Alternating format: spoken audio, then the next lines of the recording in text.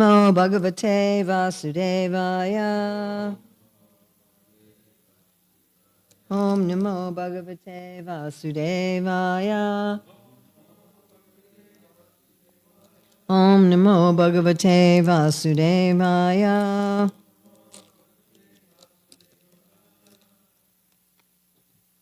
So it's April 14th, 2025, Hillsborough, North Carolina, and we're reading from Śrīmad-Bhāgavatam, Canto 10, Chapter 61. We're going to read verses 15 through 19, which is kind of a whole section on the main sons, the remaining main sons of the main queen. And tomorrow, whoever will speak tomorrow will start about this specific story about Rukmini and Balaram. So text 15. Pragosho Gatravan Simho Bala Prabala Urdhaga Mardra Putra Mahashakti Sa Ojo Parajita Pragoshaha Gatravan Simha. Pragosha, Gatravan, and Simha. Bala Prabala Urdhaga. Bala Prabala and Urdgaha. Madraha, of Madra, Putraha, sons, Mahashakti, Saha, there's no, okay, so they're doing the whole thing. Mahashakti, Saha, Oja, Aparajita. And then we have Mahashakti, Saha, Oja, and Aparajita.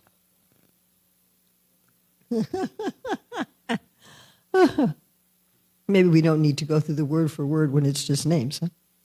BBT translation. Madra's sons were Pragosh, Gatravan, Simha, Bala, Prabala, Urdhaga, Mahashakti, Saha, Oja, and Aparajita.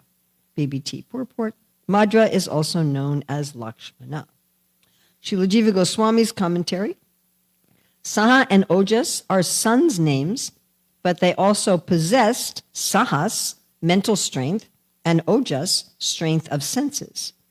Instead of Putraha, sometimes Sutaha is seen, and there's a number of these sort of commentaries for these verses about alternate versions, and I've talked about that many times, but it's very important to remember that in the commentaries, we learn about alternate versions because people used to copy the Bhagavatam by hand and kept on leaves. And so by having these commentaries, these notes about alternate versions, we have some surety of the bona fideness of the Bhagavatam. I also find significant, okay, we'll read Srila Sanatana Goswami's commentary. Saha, Oja, and Aparajita are the names, or Saha, Oja, and Aparijit. Saha and Oja are masculine, or they are neuter forms, being the personifications of Sahas and Ojas. So that's quite interesting if you ever study Ayurveda. So the result of digestion is that we have strength, correct? Right? And Krishna talks about in the Bhagavad Gita that foods in the mode of goodness give strength. So there's two kinds of strength here. There's mental strength and physical strength. Everyone experiences this, right? We have a certain amount of mental strength and a certain amount of physical strength. And eating different foods affects us in both mental and physical strength. Everybody experiences this? Are there certain foods that decrease your mental strength, that make you like sleepy and dull-brained? Like if I eat too many heavy foods, like too many oils and sugars, then my mental ability is dull. Do you have that experience? Yeah? And certain foods increase your mental ability, not only physical ability. I don't know if I mentioned here, but last time I was traveling, I was in Guyana, Suriname, and Brazil, and there the devotees were giving me fruits and vegetables that were grown right there. Like when I was in Guyana, a devotee couple owned an organic farm, and they grew all their own fruits and vegetables and a few grains. And so every day the wife was cooking lunch for me.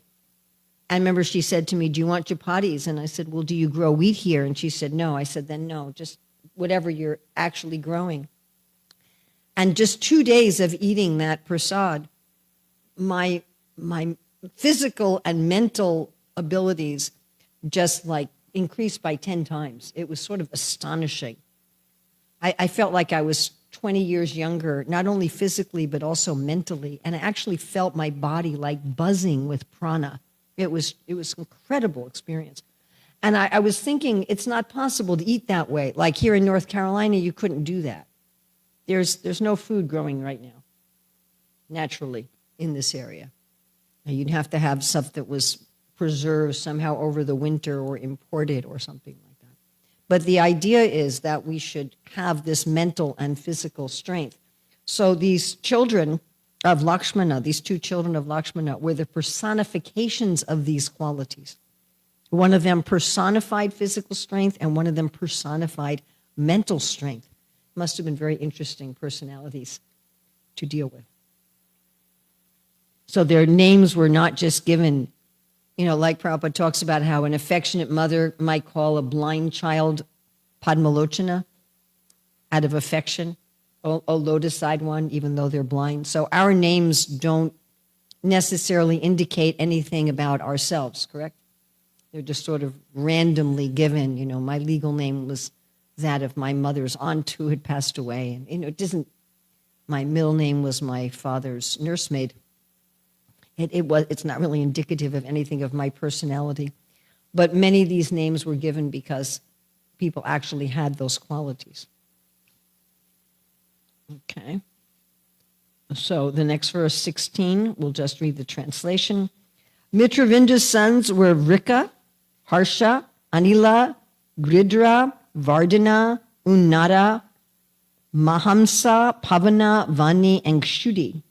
Srila Jiva Goswami says, Mahashi is sometimes seen instead of Mahamsa and Bhavana instead of Vardhana. So again, this note that there are sometimes different versions and that we really need to be careful of parts of the Vedic canon that have not had commentaries on them, and therefore we really can't be very certain that they're legitimate anymore. There was some devotees who, in order to counter some of Srila Prabhupada's statements, referred to scriptures that our acharyas do not comment on. And there's no way of telling whether those verses are even the original verses. So something that one should have some awareness about, that not just because someone says, well, it says this in this scripture, that verse is actually bona fide. Okay, going on to 17, again, we'll just read the translation. Sangramajit, Brihatsena, Shura, Praharana, Arijit, Jaya, and Subhadra were the sons of Bhadra, together with Mama Ayur and Satyaka. Srila Jiva Goswami and Srila Sanatana Goswami have the same commentary. They say Sridhar Swami mentions Saibya as another name of Bhadra. However, Saibya is another name of Mitravinda. This is probably a scribe's error. So they're pointing out that some scribe in copying the Shastra made an error. This is understood from Vishnu Purana and at the meeting at Kurukshetra, where Mitravinda is addressed as Saibya.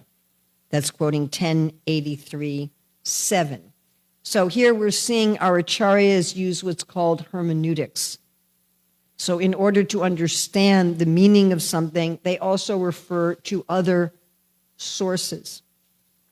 I also found it very interesting that Mitravinda is addressed as Saibya, because Saibya is one of the 8 principal gopis. You were mentioning yesterday how Krishna has 8 principal queens and also 8 principal gopis. Now, often we think the 8 principal gopis are the Astasakis, whose deities we have in Mayapur Dham. Those are not the 8 principal gopis. Those are Srimati Radharani's 8 principal friends. So the list of 8 principal gopis, and there's different lists given in different places. Sometimes there's a list of 10 principal gopis, but generally they're understood as Srimati Radharani and her 2 main friends, Lalita and Vishaka, Chandravali and her 2 main friends, Saibya and Padma, and then another 2 group leaders, a friend of Srimati Radharani's, what the name is now escaping me, and a friend of Chandravali's, Bhadra. So it's interesting because we know that Srila Rupa Goswami, right, in his Vidagdha, which? Lalita Madhava. In his Lalita Madhava, he identifies Chandravali with Rukmini, and he identifies Srimati Radharani with Satyabhama, and he identifies Lalita with Jambavati.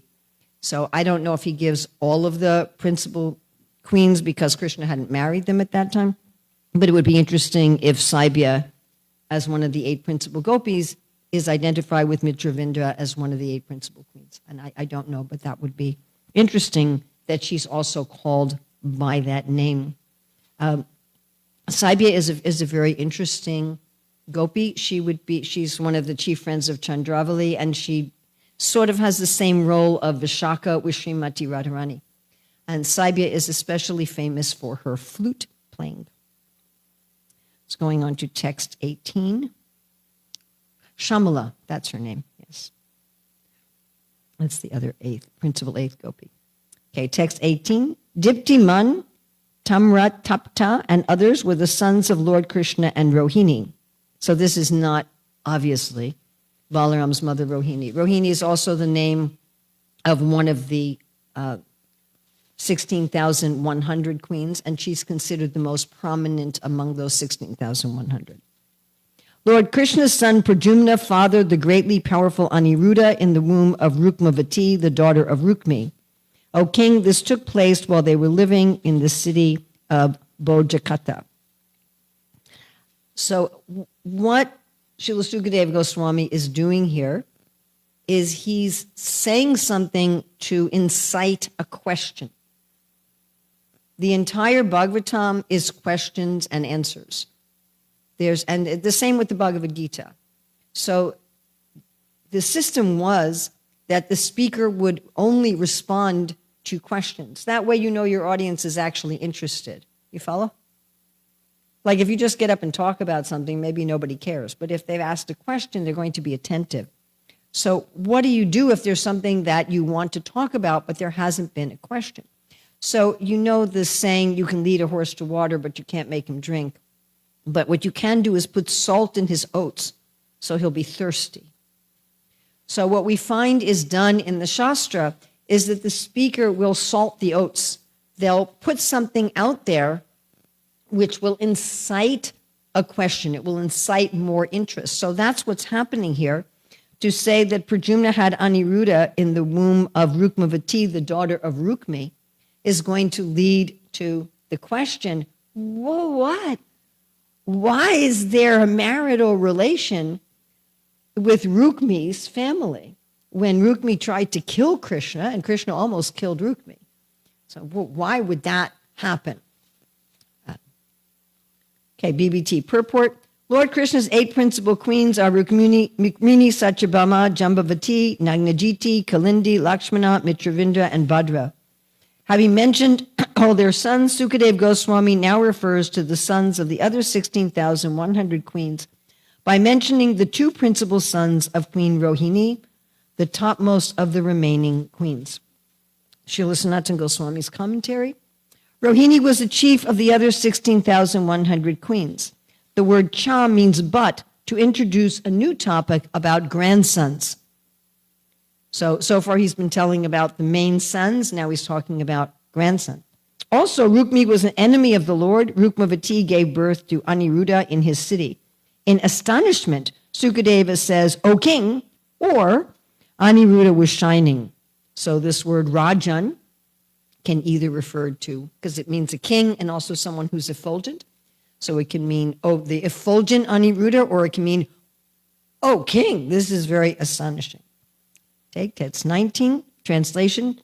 My dear king, the sons and grandsons of Lord Krishna's children numbered in the tens of millions.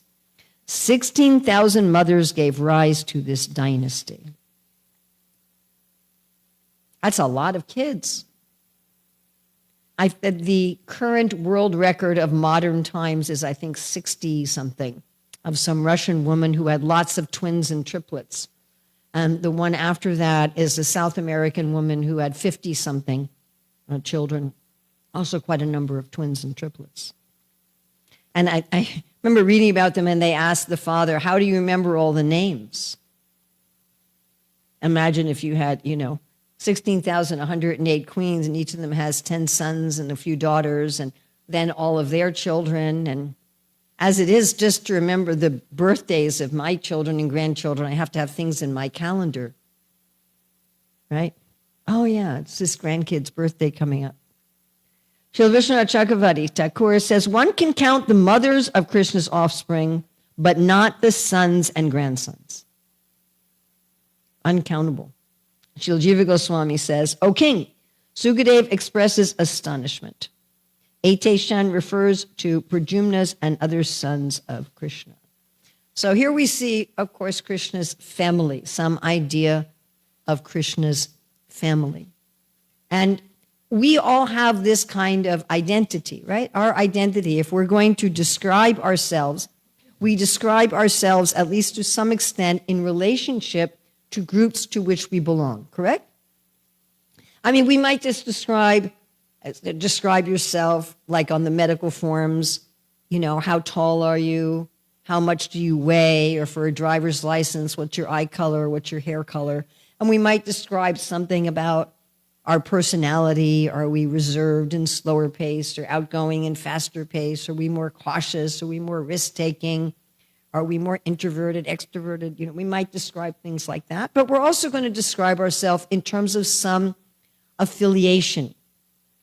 I'm from Punjab, or I'm from Gujarat, or I'm from Shanghai, or from Hong Kong, or, I'm from the southern part of Spain, or the northern part of France, or the Flemish part of Belgium. Right? We would describe our geographical location. When it was about 5 years when I didn't have any kind of base or home of any kind when I was traveling. And it interested me that the one question that strangers felt comfortable to ask another stranger is, where are you from? And I had never noticed that until I didn't have an answer. Like if I said, oh, I'm from New York, they would assume I was still living there. Right? I said, no, I haven't lived there for like 40 years. So where are you from? I said, well, I don't really have a home. And they're like, well, what do you do? Well, I travel. Well, where do you stay when you don't travel? I said, any number of, I'm always traveling.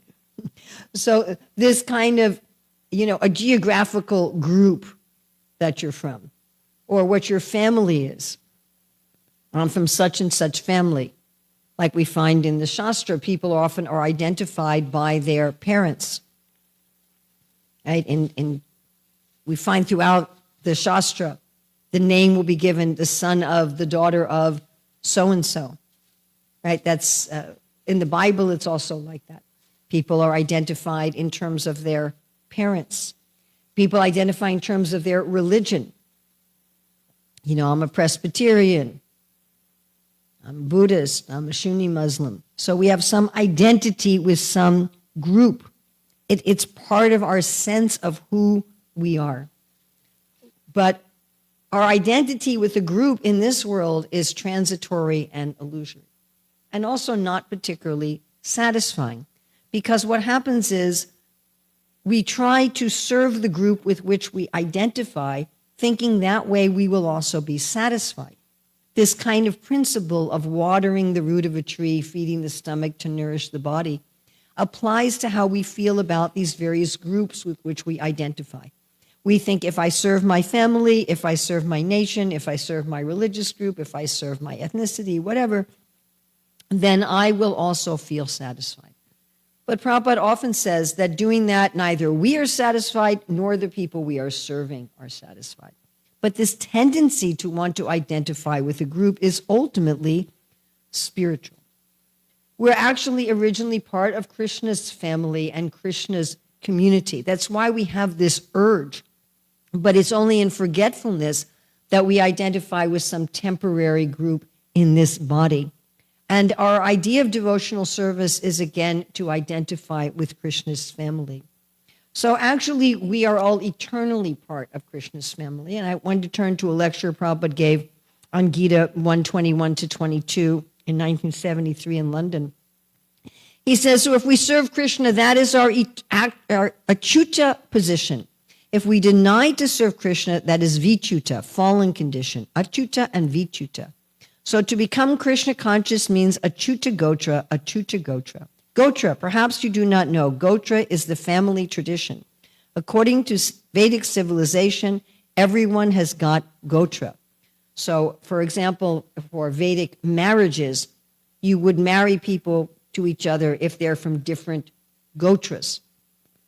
And therefore, at the wedding, the priest has to announce the gotra of the bride and the groom. Now, you'll notice that in our Hare Krishna weddings, generally, we're identified as achyuta gotra. We're the family of God. Prabhupada going on. Gotra means of the same family, of rishis, gotra from the rishis. So we have to become achyuta gotra, again belonging to the family of Krishna. Now we are fallen, therefore we have forgotten that we belong to the family of Krishna. When we revive our consciousness, Krishna consciousness, that, quote, I belong to the Krishna's family, unquote. Krishna is not alone. Eko bahu shama, he wants to enjoy. So we are family members of Krishna, not void. That is another rascaldom. Why Krishna should be alone? He is so powerful, he was so opulent. Have you got any experience that a powerful person, opulent person, is alone? Where is that example? Any rich man, any powerful man, any king, any lord, oh, he has got so many associates. So how Krishna can be alone? Krishna is never alone.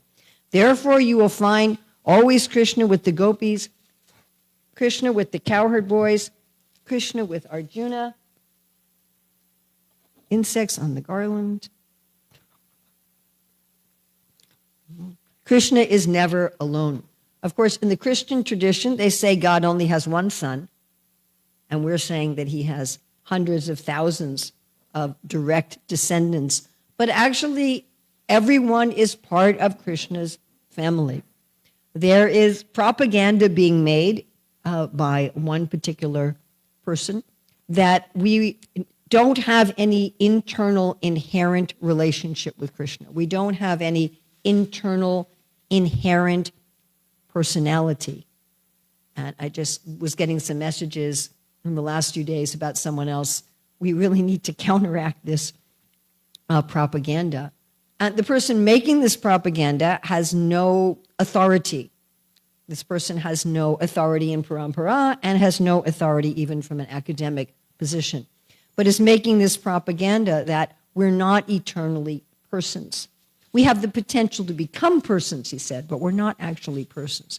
And Prabhupada is saying so clearly here, we are eternally part of Krishna's family. We've just forgotten. And what happens when we forget? When we forget, this urge to become part of a group, to identify ourselves not just in terms of ourselves, but in terms of to whom we belong and where we fit in, ends up getting perverted to things in this lifetime. So I thought of several examples in the Shastra of how illusory this is. One is Chitraketu's son. After he dies, Narada and Angira, they bring him back into his body temporarily. And they say to him, your mother and father are crying. And the child looks and says, who here is my mother and father? I have had so many mothers and fathers in many lifetimes. In which lifetime were these my mother and father? When Srivas Thakur's son leaves his body in the middle of a kirtan, Mahaprabhu also briefly brings him back into his body. And he says, I am simply traveling from one body to another under your order. Sometimes I identify with this family. Sometimes I identify with another family. The problems of identifying with a particular family and how illusory it is how in one life we can be someone's friend and in another life we can be someone's enemy. In fact, Maharaj Chitraketu said, my son must have been my enemy in another life. And to hurt me, he took birth as my child and died at a young age. And Prabhupada writes in the purport, this actually was the fact. Now we have a very interesting situation. Hiranyakashipu had a son, Kalanimi. Kalanimi had 6 sons. And these sons, without asking the permission of their grandfather, Hiranyakashipu, performed great austerities and got benedictions from Lord Brahma. Hiranyakashipu got very offended. How dare you perform austerities and get benedictions without my permission? So he cursed them. He said, you will take another birth where your own father will kill you. They then took birth as the 6 sons of Devaki. Kalanimi took birth as Kamsa. And Kamsa, thinking that these children were his enemies because of the tricky words of Narada Muni, ended up killing the very children who were his sons in a previous life. This is the problem. You know, we're thinking, oh, this is my family, this is my group. Prabhupada also tells the story of one rich man, had a big mansion, a big dynasty, and due to some bad karma, he took birth in his next life in a very poor family, the son of a shoemaker down the street. And he grew up to also become a shoemaker. And then he was going door to door. We have one relative who's a door-to-door salesman. So he was going door to door. Would you like to buy any shoes? When he came to the home that he had lived in his previous life, his sons and grandsons from his previous life, they took his shoes he was selling and they hit him over the head with them. Get out of here. We don't want any peddlers at our door. When Bharat Maharaj, he was the king of the whole planet. Right? Then he took birth as a deer. Then he took birth as a son of a Brahmana, was known as Jadabhata. Jada means foolish or stone-like. And as Jadabharata, there was another great king, Rahugana. One of his pelican barriers became sick. And so he took by force Jadabharata and put him into slavery as his palanquin carrier. And when Jadabharata wasn't stepping on the ants and the palanquin was shaking, so Rahugana started insulting Jadabharata. Oh, well, I guess you're just some old weak man, being sarcastic. And Jadabharata said, you know, in this life, you're the king, and I'm the slave. But in another life, maybe I was the king. Because he could actually remember that he had been the king. Prabhupada talks about how Nehru, who had been the prime minister of India, that after he died, one astrologer had said he became a dog in Sweden. And this is the problem with this kind of identification. I have a very good friend who was born a lady in Australia, very, very intelligent. And when she joined the movement, she learned Bengali. And she was actually, before she joined the movement, she was studying to be an acharya of Ashtanga yoga. And she never had any boyfriend or husband, very austere person. Anyway, when she joined, she was in Mayapur, she learned Bengali, and she was put in charge of training all the new devotees, not only the women, but also the men. And she remembered that in her previous life, she was a sannyasi in Bengal. And I said, well, how did you take birth as an Australian woman? And she said, I was always angry at the Britishers and the foreigners that they were polluting Indian culture.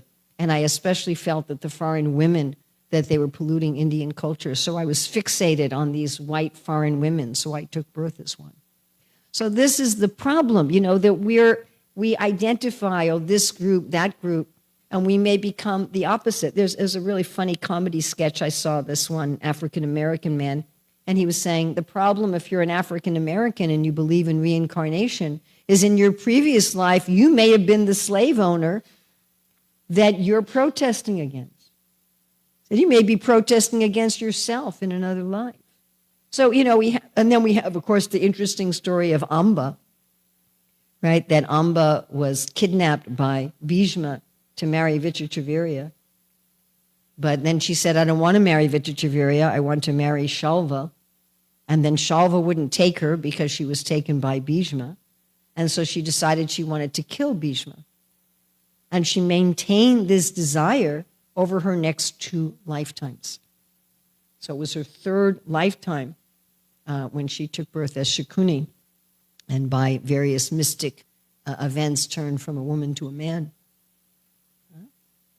But instead of surrendering to Krishna, who was right in front of her, he was present on the planet. Instead of surrendering to Krishna, she was still fixated on this idea that I have to be loyal to my identification, who I was, who I belonged to. So these identifications are illusory. They can turn opposite. The people that we serve, the people that we love, can in another life become our enemy. We can be their enemy. We find, and we're going to see going on in this pastime, that of course, even when Krishna appears on earth within his family, there becomes disagreements and enmity, what to speak of in our society. So what we want to do is take this natural urge of I want to belong, I want to identify, and identify as part of Krishna's family.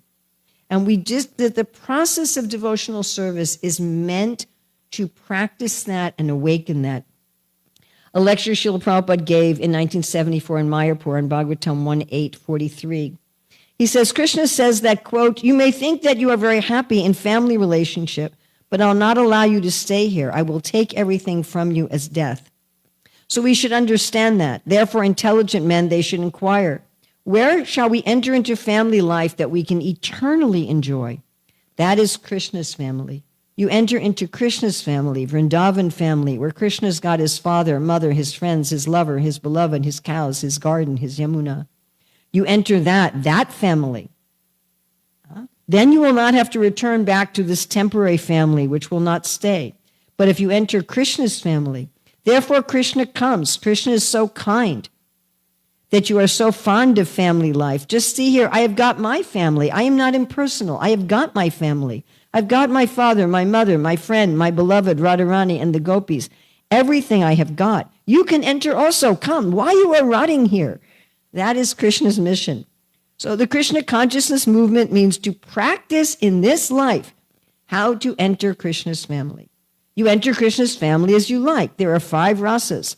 That is reflected in this world also. Here there are 5 rasas. Here also there is master and servant, friend and friend, father and mother, son. There is everything. There is beloved. But they are imitation, chaya. They are not reality. If you want real friendship, make friendship with Krishna. Then another lecture, this is 1975 in Dallas. So don't think that we were not person in the past and we are not person in present, and in the future also we shall not become person. We are all person eternally. And wherever there is person, there is associates, there is family, there is exchange of love. Just like, again, materially, we can't identify ourselves absolutely separate from any kind of association, from any kind of exchange. So this Krishna consciousness movement means to become trained up sufficiently, how to enter Krishna's great family. In Krishna's family, there is no sannyasi. Have you seen anyone a sannyasi in Vrindavan, at least in the books? Sannyas means to make this material life sannyas. In other words, we don't renounce Krishna's family. On a morning walk in Los Angeles 73, Prabhupada talks about how we enter into Krishna's family is practical. He says, so one must give service simply to feel I belong to Krishna's family and doing nothing for Krishna. That is not good. That means he'll very soon forget Krishna.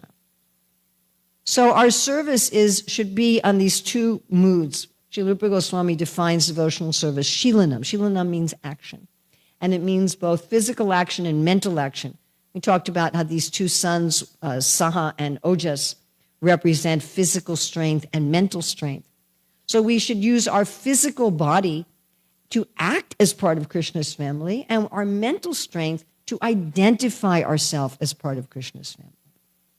I mean, for practical purposes, you have to show your passport at the immigration as to our identification. For practical purposes, we take care of our temporary family in this world as our service, but without identifying with that, not identifying, I am an American, I am a Mexican, I am French, I am this, and this is my this, and this is my that. No, that's just my service.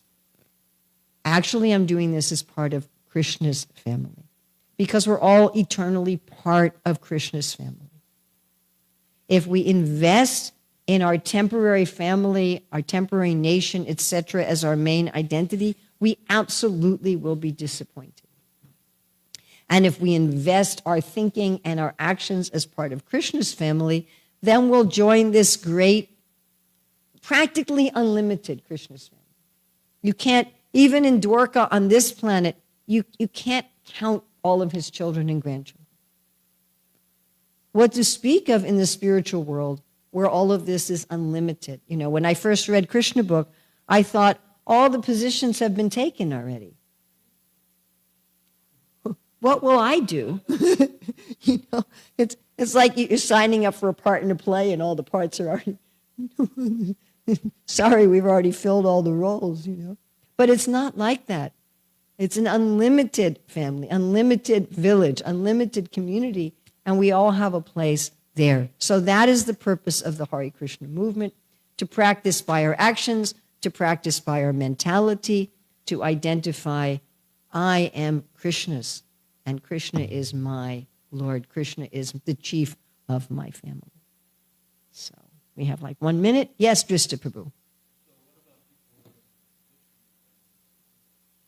In Vishnu's family? Well, Krishna, Vishnu, same person. Different sampradayas, yes, but even if you're in a sampradaya that is worshiping Vishnu, there's still Chaitya Guru. And you can go from Vaikuntha to Vrindavan, as we see in Śrīmad Bhāgavatam. That is also possible. So even if you're sampradaya, you don't have that knowledge, you don't cultivate that in this life, from Vaikuntha you can go if that's where your eternal place is. Someone in the Sri Sampradaya. I mean, you have even, like Prabhupada told us in 74 in Chicago, any religion that's trying to know and love God is bona fide. And you have Saint Teresa of Avila, the famous Spanish saint 500 years ago, who definitely was in Madhurya Bhav.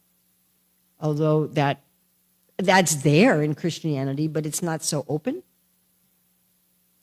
But still, that as she progressed, so that's possible. That's going to be unusual if you're not in a sampradaya that openly teaches it. I mean, if you're a follower of Lord Chaitanya, then it's a lot easier to directly enter Vrindavan because we have that open knowledge.